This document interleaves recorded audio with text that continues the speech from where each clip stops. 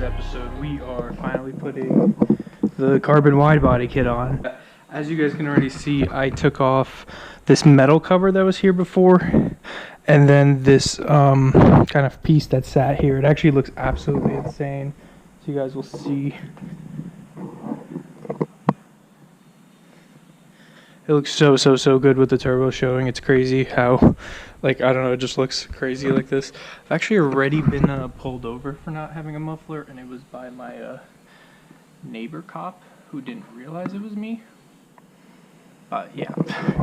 This is my twin Nagasaki Hiroshima blow dryer thing, which isn't that hot right now. I did do an oil change on this car over the weekend. It was pretty crazy because this car has like 3 drain bolts on the main oil pan, and then it has a drain bolt on the reserve tank, and it was like, took 10 liters. Actually, I had to add a bit more. It took like 10.5 liters of oil, which is a ton. That's like a little over 11 quarts. Basically, I'm just going to be trying to test fit this rear bumper up. Besides that, it will need the flares to work, which they're going to kind of go here. They just follow this body line, and they go down to the side skirt basically. Yeah, let's get started, guys.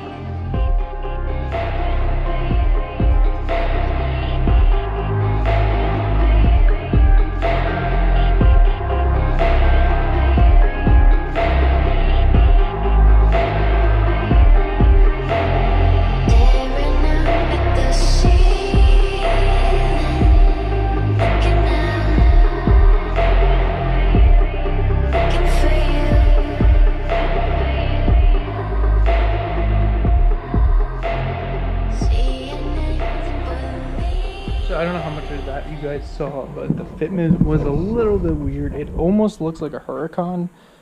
It almost looks like a Murcielago, where they have this entire giant vented piece, because as you guys know, OEM is not like that at all. I actually have the OEM bumper inside, and that stops halfway right here, and that connects to that piece that was sitting here before. I'm not sure what to do, but the thing is, it seems like this bash bar, it seems like this bumper is made not to run a bash bar or have like a shorter aftermarket one or something.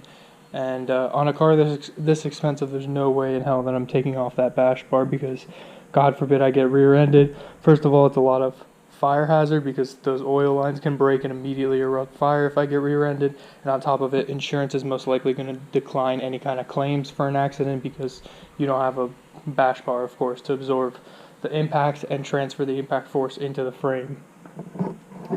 Now, I'm really not sure, but that's what it's looking like, is like it just can't use the bash bar because the whole bumper was kind of at a slant like that right there, and the fitment was pretty horrid. Like it was very horrid, mainly because right here, especially here, it's silly that I'm trying to explain this to you guys, but let me just throw on the rear bumper really quickly and I'll show you myself what the problems are.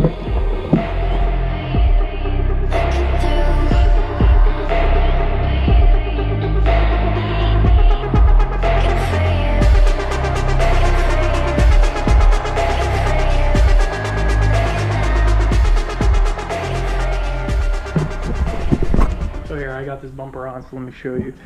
First of all, literally Murcielago vibes is what I'm getting, the first thing. Here's a picture of one if you guys don't know what that looks like.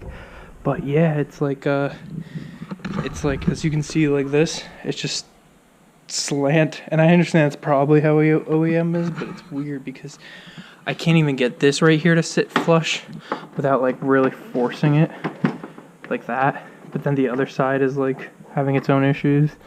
So I don't really get it. And the lines are hard. Well, first of all, look at this gap. This needs to be shifted over, but the thing is the other side is about right. So if I shifted it over all that, both of them are going to be pretty bad. The gaps around the taillights are horrible because, as you can see, the taillight is a curve. This is a curve that's too much of a box curve. I know that's a horrible explanation, but same thing with this side. You can see it very clearly. Perfect curve. This curve is just, it's as if they used a different taillight for the curve. It's more outer edge. And of course, all the R8s from the 08 to 14 are the exact same curve right there, so that's not the issue, because this panel right here fits perfectly. So you can see this curve right here, that's perfect, that taillight. But I also do have some titanium tips that kind of get in there. I don't know how. I think they're bolted in or something, but I really don't know how. But yeah, I don't know how I feel about the mesh, mainly because you can see the bash bar right here, and you can see it's like, that's the farthest in it'll go, because it's touching it right there and right there. So I really don't know. One of my favorite R8s is, like as I showed you guys on the last Darius video, is this guy named R8.LMS. He was in a lot of daily driven exotics, and Roads Untraveled did a review of his car actually, and it's absolutely beautiful because it's a full LMS kit, R8. And what he did is he had this half bumper, but the thing is, this is normally where the license plate is, and he literally just cut a hole, and both of his exhausts just come out right here, just 2 circles, and it looks so insane compared to that. And I could do that because right there where the X bar is, I would just have to cut it and basically have like a 90-degree angle, and right here would be the 2 circles.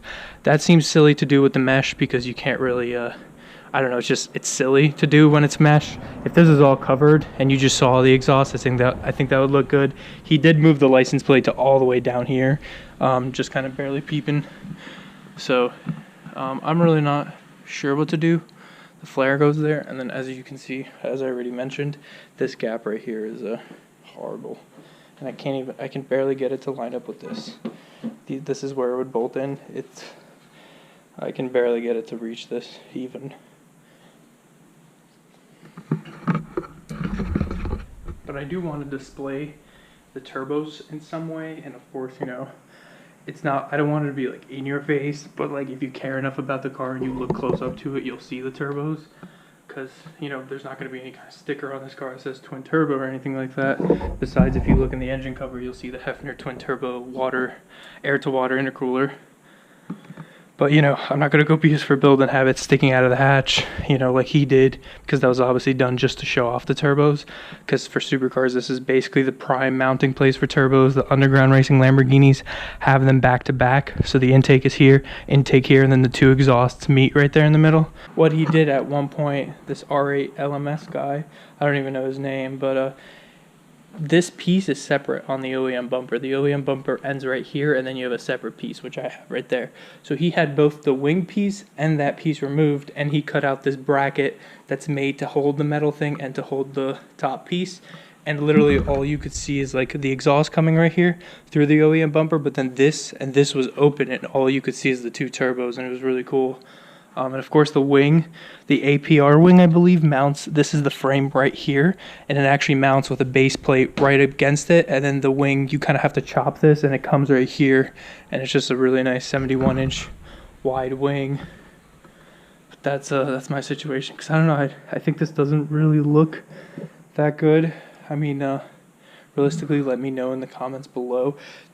I have no issue keeping this car stock body at all, because honestly speaking, this car is beautiful, like the lines. Of course, I can still run the front hood without having the flares on them. It's kind of weird mixing up the body because this quarter panel, it's made for this. And as you can see, this arch right here comes normally, and then right there's an extra cut almost. And that's not something the previous owners did. That looks like that's how the quarter panel comes, because it's meant to have that fender flare right here for extra room. But like there's no like spark. I don't know how to explain it, but like when I did the S2000 Amuse kit, like when I started putting that on, I was like, holy shit, like even, you know, unprimered, I was like, damn, that looks nice. Like it was just like a whoa. But with this, it's like, I have no idea. Like there's a rear flare for it. There's a rear flare for it right here, and it kind of lines up pretty well, like the flare piece. followed by the bumper. Like if I just scoot it up right here, like it does line up fine and everything. But I don't know what it is. It's like, you know what it is? It's bubbly. As weird as that sounds, like this is a curve and it continues in a curve. Where like the LMS kits, and I keep looking at pictures back and back, this is just one nice curve, which makes it look a little bit less aggressive. Where the LMS kind of comes and then it's just straight. It's not a curve, it's just straight. And I don't know how to explain that. Even the stock one isn't really curved, it's mainly straight, and that's it. And like I'm almost really considering just selling this, not the car, the body kit, for like, I don't know, maybe throwing up for like 5,000 to 6,000 or something, because it is cracked and needs work. Because these panels are these carbon quarter panels are part of it, and I do have one good metal quarter panel, and I can probably buy another one, so it doesn't have this stupid arch. But I really don't know, because I really want the LMS kit. That's what I really, really want for this car, but it's like, I found one and it's like 35,000 euros, and there's no way in hell I'm gonna buy that anytime soon. And like this part of the car is beautiful, but it's just like too stock. I don't know how to explain it. Like it's gorgeous. I washed the car. You could see just the nice black in the garage and everything. My reflection, the roof. Like it's really, really, really pretty. But I just don't know what is, like I want the aggression factor, like the GT kit, but it's just, like it's annoying. But I did finally realize that the V10 side blades are different. The V8 side blades just go straight. These actually come out, and it's a bigger vent opening. So no matter what, I do want to keep those. I think that looks a lot better. And I know this is like first world problems to the max, but I really like, I don't, as you guys know, I don't do anything if I'm not 100% about it. I don't do it just because, oh, it's a full carbon wide body kit. No, I'd rather go back to fully stock on this car than do something I don't like, because I know this car is absolutely gorgeous when it's fully stocked. Like this front end, so beautiful. And I'm so like that. Like the Honda S2000, that looks awesome. That, like, I can imagine it all one color and painted, but I think that looks awesome, especially with the front bumper. This, you know. So guys, a little update for you guys. Obviously, I really don't have any other option besides to run it. Of course, I could run no rear bumper, but I don't know. I kind of want this car to be a little bit more classy. As you see, the OEM bumper is totally cracked up. I already knew that when I received it. Thought I could sell it. Probably not gonna. I think I'm actually gonna cut this up to make that bumper in after tomorrow on my day off, because I just measured this centerpiece and it's exactly the same as this giant vent cutout. So I'm thinking I can cut that out.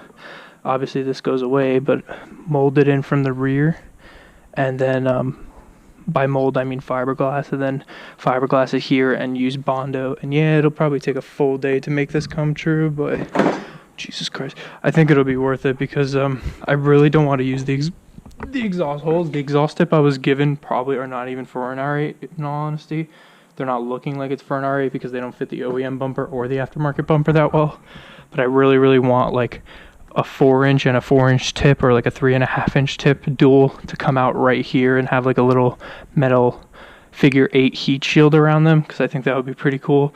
And as you guys know, there's an X pipe right here where the wastegates and the two turbos meet.